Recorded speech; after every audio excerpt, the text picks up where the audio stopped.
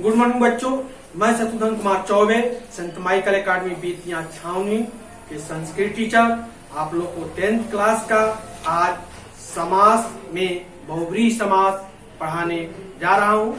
ध्यान दीजिएगा। आपका यह है बहुब्रीहि समास में अन्य पदार्थ प्रधान बहुब्रीहि। बहुब्रीहि समास में अन्य पद की प्रधानता रहती है। पूरा समस्त पद किसी अन्य पद की विशेषण बन जाता है। जैसे पीतम अम्बरम जस्य स पीताम्बर, नीलम अम्बरम जस्य स नीलाम्बर। पीतम अम्बरम जस्य स पीताम्बर यह कृष्ण के लिए प्रयोग हुआ है। पीला है वस्त्र जिसका, तो यहाँ कृष्ण के लिए यह प्रयोग हुआ है। उसी तरह नीलम अम्बरम जस्य स नीलाम्बर, नीला है वस्त्र जिसका, जैसे कृष्ण का भाई बलराम, बलराम के लिए प्रयोग हुआ है। उसी तरह से है पाणव, पाणी खड़ग पाणव जस्य सा, जिसके हाथ में खड़ग पाणी है। तो इस तरह से बहुब्रीहि समास में अन्य पद की प्रधानता आ जाती है। जैसे हिंदी में कहा जाता है दशानन, दस है आनन जिसका, लंबोदर लंबा है उदर जिसका, गणेश भगवान। इस तरह से अन्य पद की प्रधानता होती है। बहुब्रीहि समास का भेद, बहुब्रीहि समास का 4 भेद हैं। आपका पहला है समानाधिकरण बहुब्रीहि, दूसरा है व्याधिकरण बहुब्रीहि, तीसरा है नए बहुब्रीहि समास और चौथा है मध्यम लोपी बहुब्रीहि समास। तो यहाँ हम समानाधिकरण बहुब्रीहि समास का वर्णन कर रहे हैं, जिस समास में प्रथम पद विशेषण होता है तथा दूसरा पद विशेष। तो विशेषण विशेष में आप लोग समझे भी हैं कि विशेषण संज्ञा और सर्वनाम की विशेषता बताता है, उसको विशेषण कहते हैं, और संज्ञा को ही विशेष कहते हैं। तो यहाँ विशेषण और विशेष का समास होता है, उसको समानाधिकरण बहुब्रीहि समास कहते हैं। समस्त पद में अन्य पद की प्रधानता होती है। जैसे कृत कार्यम जस्य स कृत कार्य, अपने कार्य को करने वाला कोई भी व्यक्ति जो कार्य किया है, तो कृतम कार्यम जस्य स कृत कार्यम। यहाँ कृत कार्य जो है वह कृत माने करना विशेषण है और कार्य जो है विशेष है। और दूसरा नंबर आपका है व्याधि, व्याधि व्याधिकरण, व्याधिकरण समास। इसके पदों में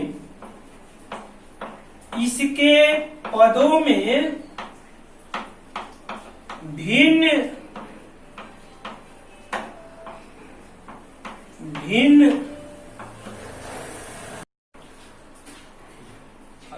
व्याधिकरण, इसके पदों में भिन्न भिन्न विभक्ति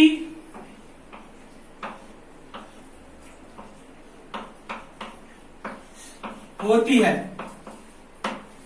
और विशेषण विशेष्य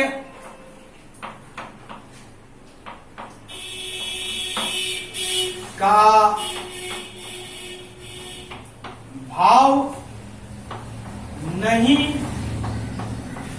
होता है, और विशेषण विशेष का भाव इसमें नहीं होता है। जैसे चंद्र शेखरे जस्य स, चंद्र है शिखर पर जिसके, चंद्र में प्रथमा विभक्ति लगा है और शेखरे में सप्तमी विभक्ति लगा है, अलग अलग भिन्न भिन्न विभक्ति है। तो चंद्र शेखरे जस्य स, जिसके शिखर पर चंद्रमा है उसको शिव कहते हैं। तो अन्य पद की प्रधानता हो गया। तो व्याधिकरण हुआ। तीसरा नंबर आपका हो गया क्रम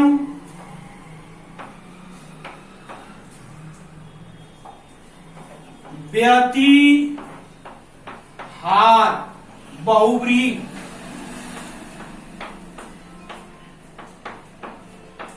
क्रम व्यतिहार बहुव्रीहि, इसमें तृतीयांक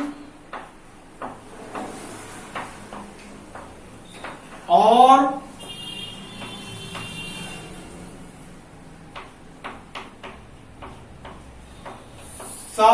सप्तम्यंत पदों में समास होता है। यथा जैसे केसेषु केसेषु केसेषु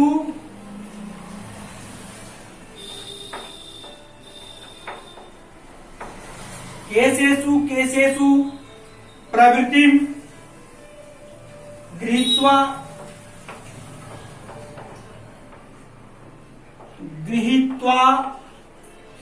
इदं प्रवृत्तिं युद्धं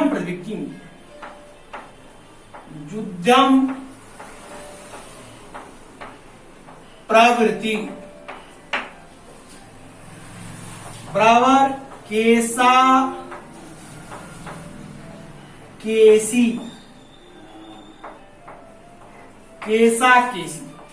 माने केस पकड़ पकड़ कर एक दूसरे से युद्ध जो किया जाता है उसमें क्रम व्यतिहार बहुव्रीहि समास होता है।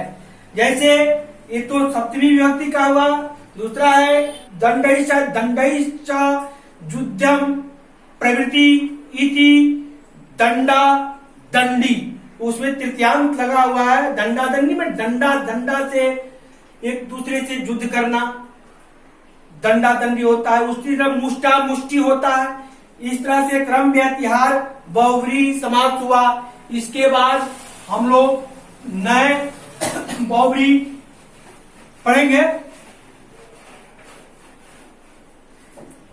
नए चौथा नंबर है आपका नए बहुव्रीहि।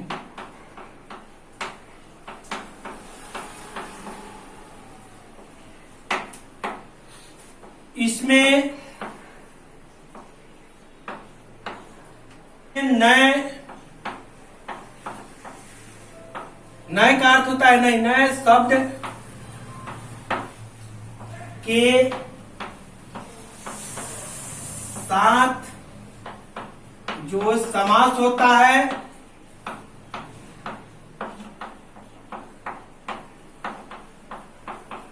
उसे नए बहुव्रीहि कहते हैं। जैसे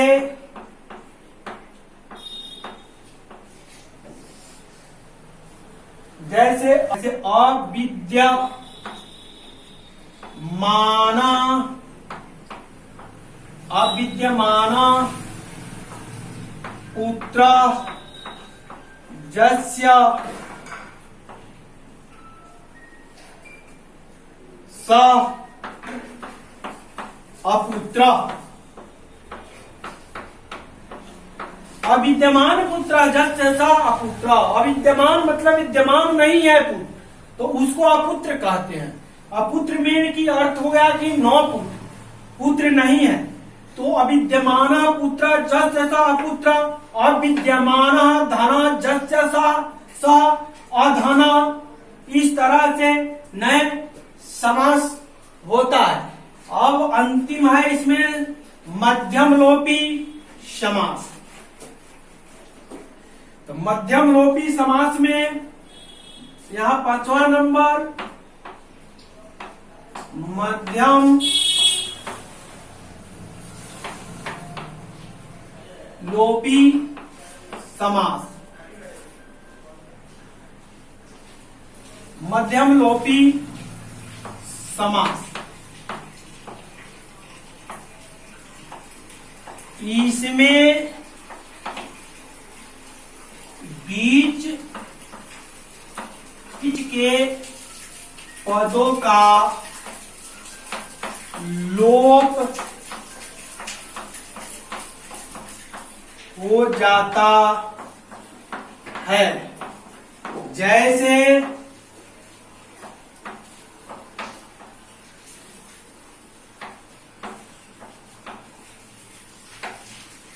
निर्गतम,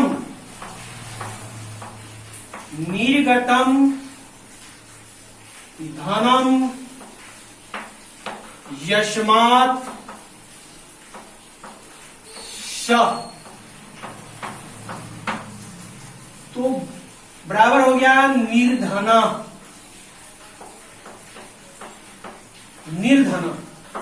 निर्गतम धनम यस्मात् स, बीच का शब्द जो है लुप्त हो गया, तो इसका अर्थ हो गया निर्धन।